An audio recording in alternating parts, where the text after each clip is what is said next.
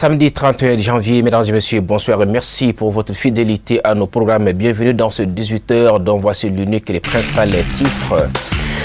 Le Conseil malien des chargeurs a tenu la 16e édition de son assemblée consulaire, un titre que nous allons développer dès le tout début de ce journal.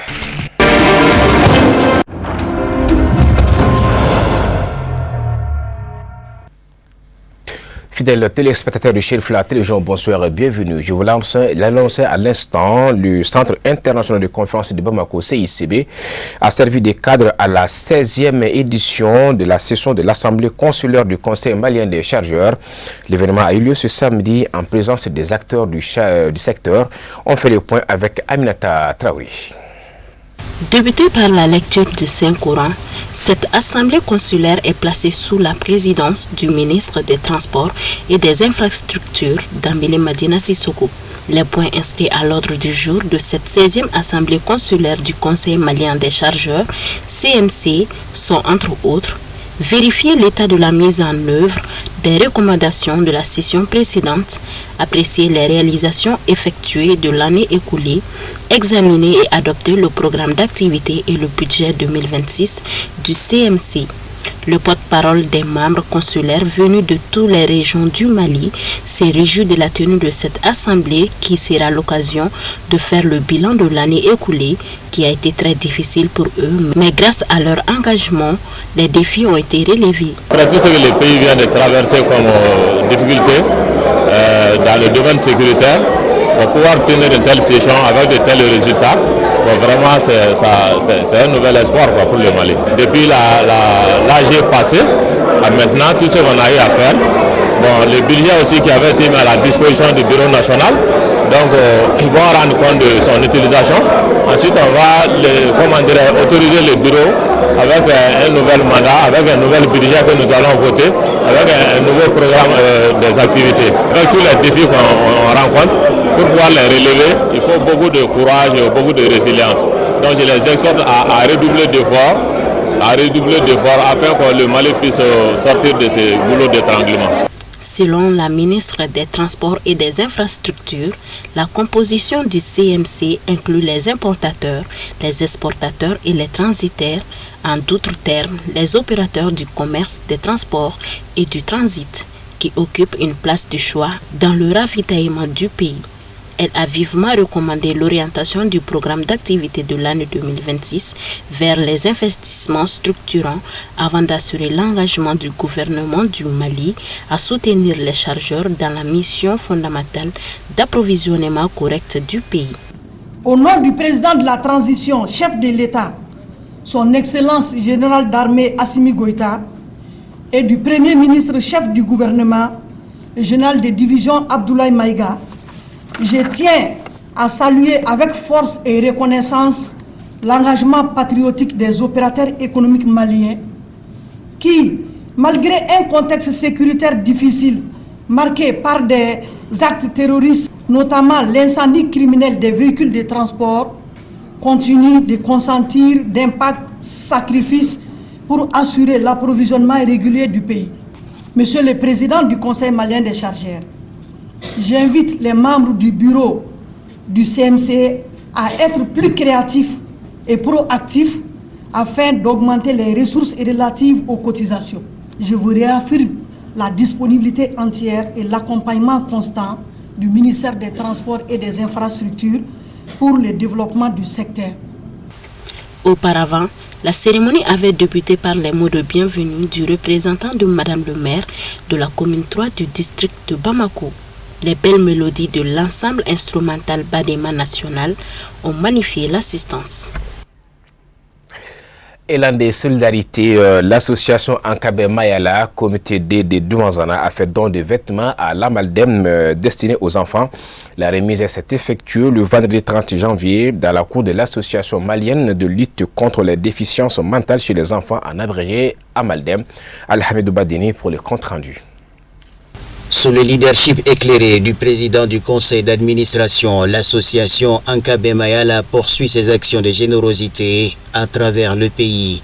C'est dans cette optique qu'intervient le présent don de vêtements à l'initiative du comité Doumazana 2 de l'association Ankabe Mayala. Donc ce don parce que vraiment on a su imaginer vraiment que vraiment ces gens qui ont eu des problèmes mentaux en fait, généralement ce sont des exclus sociaux. Donc les exclus sociaux généralement eux on les oublie d'un côté et vraiment on a jugé nécessaire que si tout le monde vraiment les laisse à côté, que deviendra en fait leur avenir? Parce que beaucoup de fois vous allez voir que nous n'avons pas cette idée-là de penser autrement que voilà à d'autres, de leur donner d'autres choses que ça en fait. Donc c'est à ce moment-ci, on s'est dit que pourquoi pas, chaque fois on fait des activités par-ci par-là, des activités de festivités, pourquoi pas vraiment intégrer une journée, venir faire la visite, connaître même l'état de ces gens-là, parce qu'on a beaucoup entendu de ces gens-là, mais on n'a jamais... Personnellement, moi, je ne suis jamais venu visiter. Vraiment, la nature de don, c'est justement le don des habits. On a initié vraiment à faire des dons symboliques. Là, on a fait ce don-là des habits, on a fait des collectes et certaines nous ont vraiment aidés. Et à travers ce micro, je vais vraiment leur dire merci et félicitations à eux parce qu'ils ont contribué vraiment à la joie d'une personne. Donc, merci. Ce geste de solidarité est salué comme il se doit par les responsables de l'Amaldem, lesquels ont d'ailleurs saisi l'occasion pour présenter les missions de la structure et les difficultés au quotidien. Bon, l'Amaldem d'abord, c'est une association qui intervient auprès des enfants en difficulté. Elle a vu le jour en 1984. Le CMP, ça c'est le centre médico-psycho-éducatif qui a été créé en 1989. Qui comprend 6 sections d'éducation, à savoir la section orthophonie, la section éducation spécialisée, la section kiné, la section psychomotricité et la section ergothérapie. Donc chaque lundi, l'Amaldem reçoit de nouveaux enfants pour faire une évaluation globale en tenant compte de l'aspect physique, l'aspect cognitif, l'aspect comportemental. Une fois que les enfants sont évalués, ils sont orientés dans les sections concernées selon les handicaps. Donc chaque lundi, on a des évaluations. À partir du mardi, les enfants viennent hebdomadairement pour faire la prise en charge. La mission de l'Amaldem, c'est d'abord lutter contre la déficience intellectuelle de toutes ses formes. Ça, c'est la grande mission. La difficulté qu'on a actuellement, c'est sur le plan des médicaments. Vous savez, à l'Amaldem, nous, on reçoit plus de 400 enfants. Bon, ceux qui viennent pour la délégation, la plupart font des crises à répétition. Et c'est les enfants qui sont issus de familles très pauvres. Donc, on a besoin vraiment des médicaments, les antiépileptiques et les neuroleptiques pour les enfants. Ça c'est un. De deux aussi, on a besoin aussi des jeux éducatifs appropriés pour les enfants. La cérémonie est sanctionnée par la remise symbolique de vêtements aux enfants. Autre cérémonie, cette fois-ci, est celle de remise d'attestation aux participants du concours de lecture et de mémorisation du Saint-Courant le 24 janvier dernier. C'est une initiative de l'Union des Cheikh et Marabouts du Mali. La grande finale a mobilisé de plusieurs leaders religieux. Kafne Batili pour les commentaires.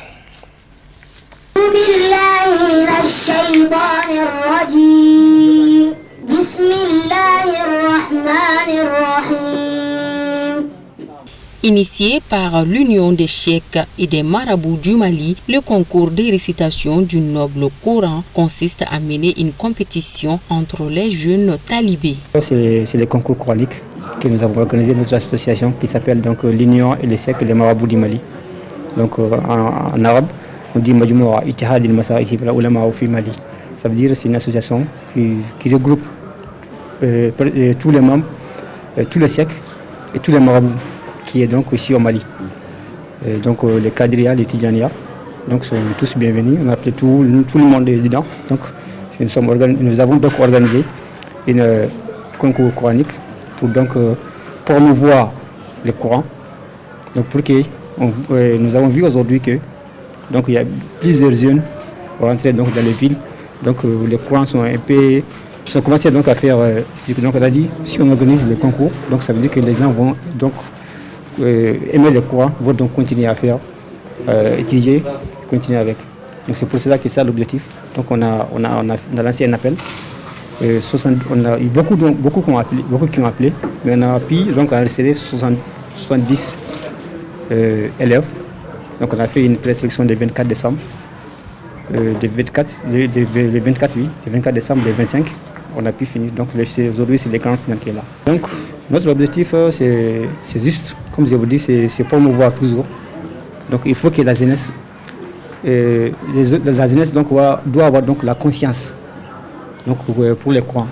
Aimer le Coran, étudier le Coran. Nous n'avons rien si ce n'est pas le Coran.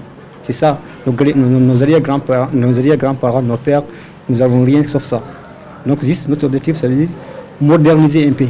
Parce que nous, au centre là-bas, nous connaissons donc les doudés. On appelle ça les doudés. Donc on allume les feux, on s'assoit, on se regroupe, on étudie. Donc maintenant, le monde avancé surtout avec la communication et tout. Donc on a dit pourquoi nous aussi, pas changer un peu. Donc pour aller un peu à l'avant. Donc c'est pour ça qu'on a donc voulu moderniser pour que les gens aussi savent. Donc pour continuer, donc c'est ça l'objectif.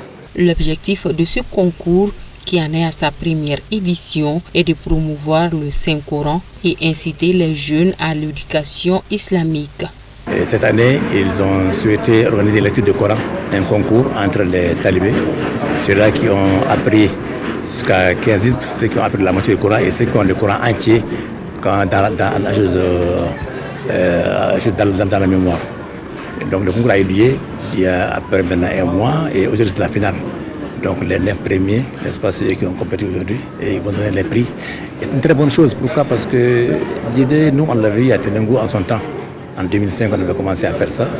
Et jusqu'en 2012, ça fait 7 ans qu'on le faisait. Mais malheureusement avec la crise que l'on connaît, on a arrêté de faire la chose. Et aujourd'hui, perpétuer ce qu'on faisait au village, aussi aujourd'hui à Bamako, à mon avis c'est extraordinaire et vraiment on n'est pas temps pour les accompagner.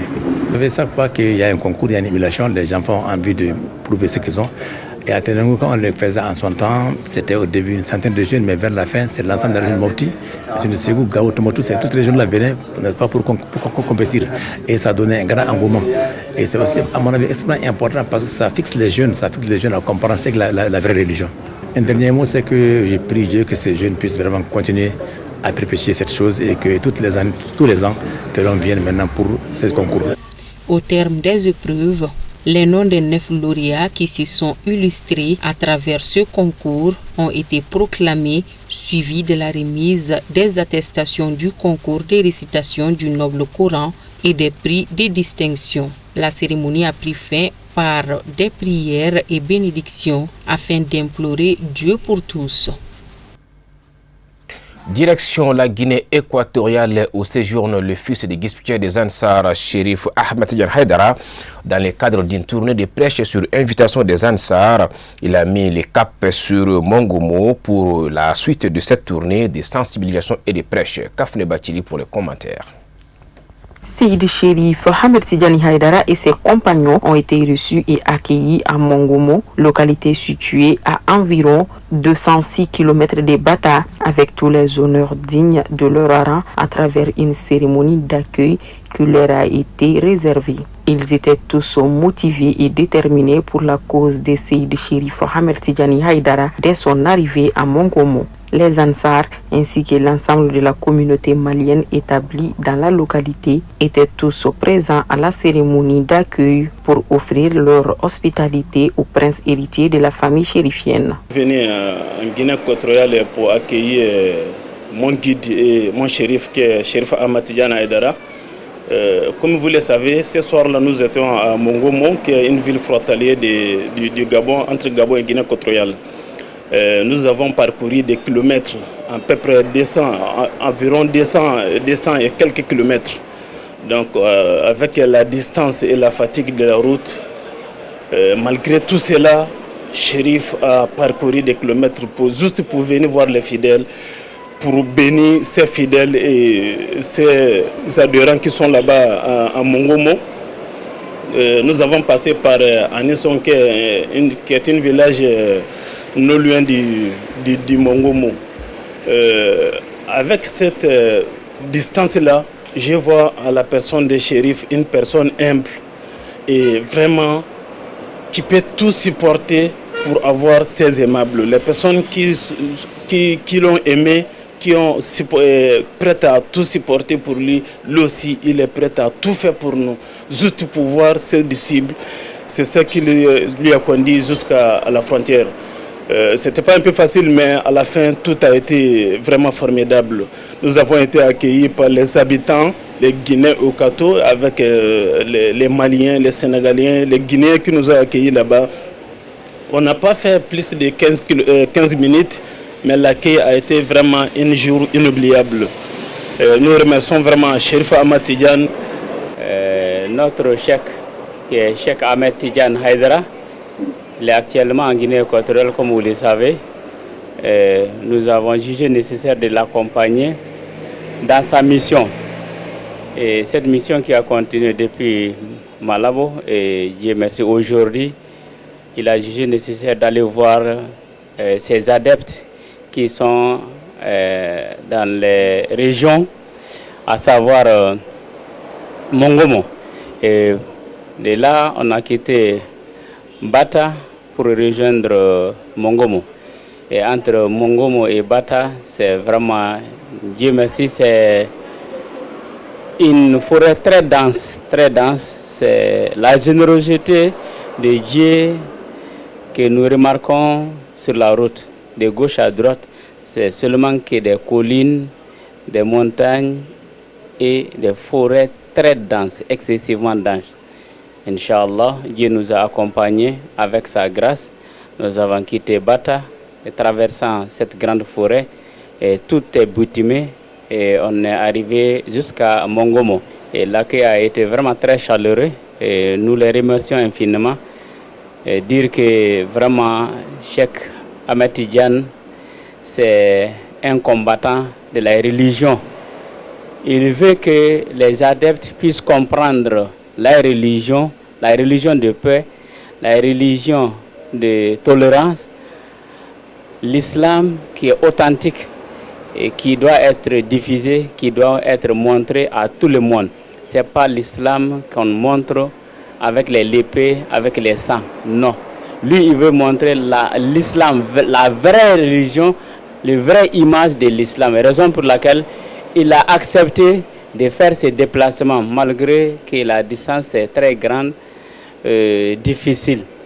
Et Dieu merci, alhamdoulilah, on a rejoint nos adeptes, nos frères musulmans, qui sont sortis de tous les côtés et de toutes les nationalités. Il y avait les Guinéens, qui sont les nationaux, il y avait les Maliens, les Burkinabés.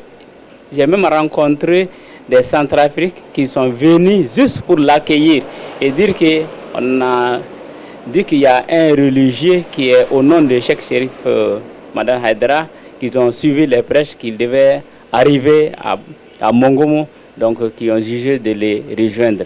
Et tout ceci ensemble, on a fêté, on l'a accueilli avec vraiment très joyeux, très content, et toute la population, nous étions vraiment très contents. Quant à Seydi Chérif Ahmed Tidiane Haïdara, fils du guide spirituel des Ansar, il a livré ses impressions par rapport à la taille de la mobilisation et la qualité organisationnelle de l'événement, fruit de la détermination des militants Ansar. Pour clore en beauté, les bénédictions sont formulées. Le condensé du reste de l'actualité en brève en image est commenté par Moussa Fomba.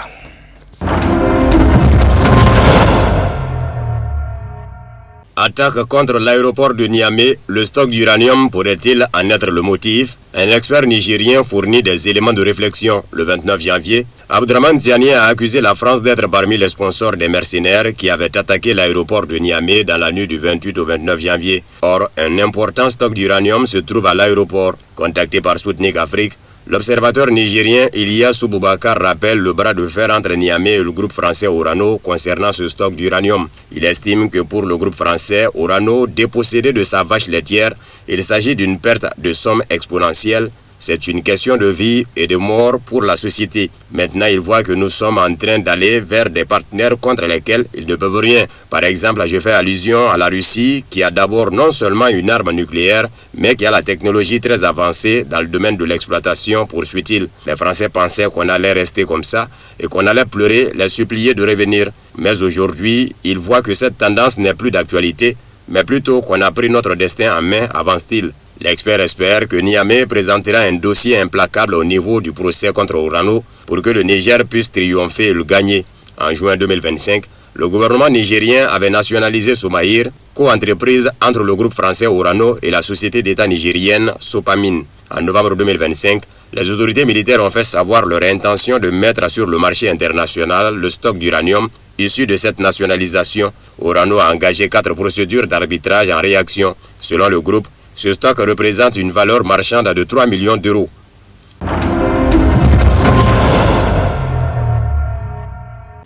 Le gouvernement du Burkina Faso a décidé de dissoudre les partis et organisations politiques du pays. Au titre du ministère de l'administration territoriale et de la mobilité, le Conseil des ministres a adopté un décret portant dissolution des partis et formations politiques au Burkina Faso, un projet de loi portant abrogation des lois encadrant leur fonctionnement, leur financement et le statut du chef de file de l'opposition. Le gouvernement estime que la multiplication des partis politiques a entraîné des dérives, favorisant la division des citoyens et fragilisant le tissu social, selon Burkina 24. Nous voulons résoudre les préoccupations des populations et non pas jeter de l'argent par la fenêtre, selon un expert. Contacté par Sputnik Afrique, Adama Amadé Sigiré, vice-président de la Commission nationale de l'AES, explique cette décision d'Ibrahim Traoré par la volonté de la population de se concentrer sur le développement du pays pour continuer notre marche révolutionnaire. C'est très difficile de faire une révolution avec plus d'une centaine de partis politiques qui étaient là et qui s'aimaient ce que j'ai dit, la confusion et les désordres, qui pratiquement n'apportaient rien à la population. En outre, cette mesure doit permettre aussi de faire des économies, car selon l'expert, chaque année le gouvernement finançait les partis politiques avec le budget d'État. Ce sont des milliards que les gens s'attribuaient sous prétexte qu'il faut faire ça pour entretenir un semblant de démocratie, comme si nous étions condamnés à entretenir la démocratie. Nous voulons être réalistes, nous voulons une gouvernance qui se conforme à nos réalités socio-culturelles, à notre réalité économique. Nous n'avons pas assez d'argent pour disperser, assure Adama Amadé Sigiré.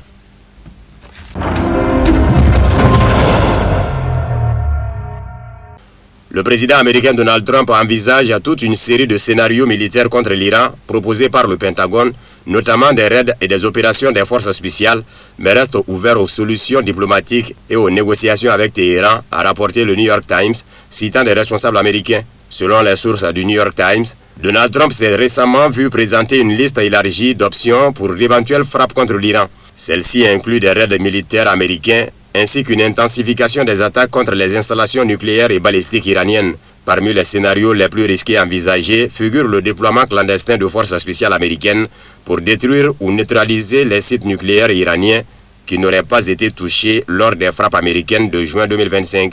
Une autre option consiste en une série de frappes contre des installations directement liées au pouvoir iranien dans le but de s'aimer le chaos interne et de préparer le terrain pour un changement de régime. Israël, de son côté, cherche à persuader Washington de cibler les sites liés au programme de missiles iranien.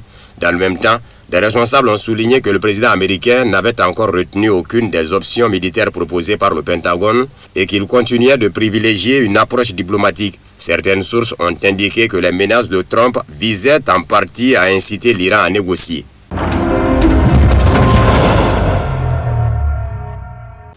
Ottawa s'attend à ce que Washington respecte la souveraineté du Canada, a déclaré le Premier ministre Mark Carney lors d'une conférence de presse jeudi en réaction aux informations selon lesquelles des responsables américains auraient rencontré secrètement des militants prônant l'indépendance de la province canadienne de l'Alberta. Interrogé sur la question de savoir s'il avait fait part de ses préoccupations à ce sujet à l'administration américaine, M. Carney a répondu qu'il existe des voies de communication pour soulever ces préoccupations. M. Carney n'a pas fourni de détails, mais il a indiqué qu'il n'avait pas soulevé la question récemment lors de ses discussions avec les Américains. Le Financial Times a rapporté que les dirigeants du groupe sécessionniste albertain de droite ont rencontré des représentants du département d'État à Washington à 3 reprises depuis avril dernier. Selon ces sources, les représentants du mouvement cherchent également à organiser une nouvelle rencontre en février, notamment avec des responsables du Trésor américain, afin de solliciter un prêt de 500 milliards de dollars auprès des États-Unis pour financer la province en cas de victoire au référendum sur l'indépendance. Le département d'État américain a confirmé entretenir des contacts réguliers avec les représentants de la société civile, tout en soulignant qu'aucun engagement n'est pris lors de ces rencontres, a noté le Financial Times. La Maison-Blanche a également déclaré n'avoir apporté aucun soutien aux initiatives du mouvement et ne leur avoir fourni aucune garantie. Le 24 janvier, le secrétaire au Trésor américain Scott Bessent a déclaré que la province canadienne d'Alberta pouvait organiser un référendum sur l'indépendance, la qualifiant à cet égard de partenaire naturel de Washington. Selon lui, le gouvernement fédéral canadien limite le potentiel de la province en s'opposant aux initiatives visant à construire un oléoduc reliant son territoire à une portion de la côte pacifique en Colombie-Britannique.